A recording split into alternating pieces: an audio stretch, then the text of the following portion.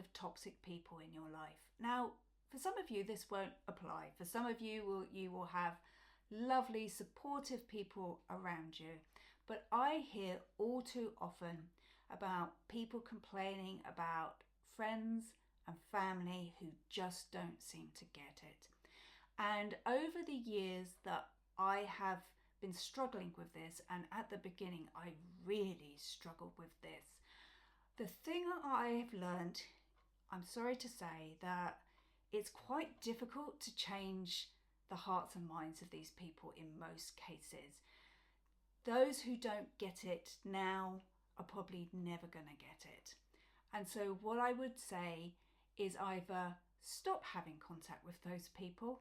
Is that friend who keeps telling you that your child just needs to be parented better, or you just need to get better handle on them, you need to get better boundaries? Is that a person you really need in your life right now?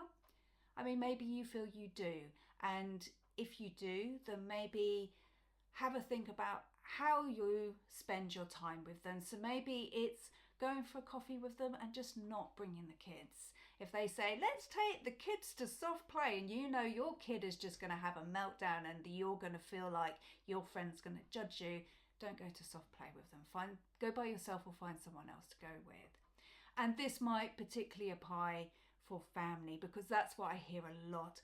Some of these judgmental comments and criticism often come from family members, and it just doesn't help. And I don't know why they think that being spoken to like that does help you. I remember that I was really struggling with my daughter's behaviour. She was having meltdowns, not just on a daily basis, it was multiple times a day. She was just so overwhelmed, and we didn't really at the time understand what was going on with all her needs.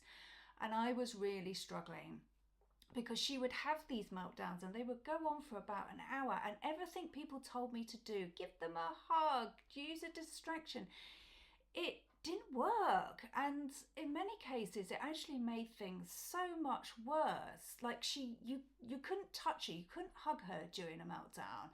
She would just go completely insane and actually become quite violent.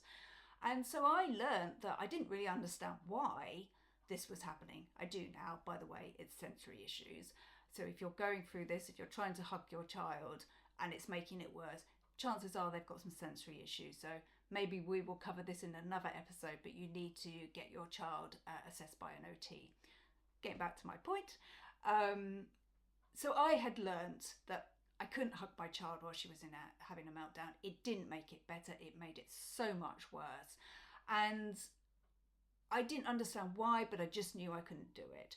And we were at a family's house one Christmas, and my daughter had a massive meltdown, and I was just doing what I normally do, which was sitting close and just being present and letting her know that if she needed a hug, I was there. But she was mainly just screaming and flailing around the floor. And this relative came by and just went, aren't you supposed to hug them when they do that? And I was just like, oh my God, like I do not need this right now. I do not need, when I'm struggling so much with this child's behaviour, when it's happening multiple times a day, when I'm being hit and kicked and hurt, I do not need these comments from you. And it was very difficult to say that because they just didn't understand what was really happening. And what I've just learned is that when you're in these situations, it's best just to limit your contact. There's this term that they use in the medical community called titration, and it means it's normally used with medicines, and it means to introduce in small amounts so that you can build up your tolerance.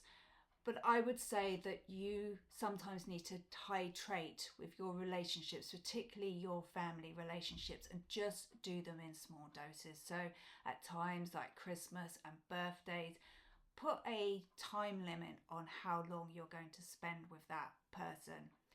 And don't stay at their house. Arrange to stay somewhere else. Or, if you live in driving distance of the family member, just go home. Limit the amount of time that you spend with them.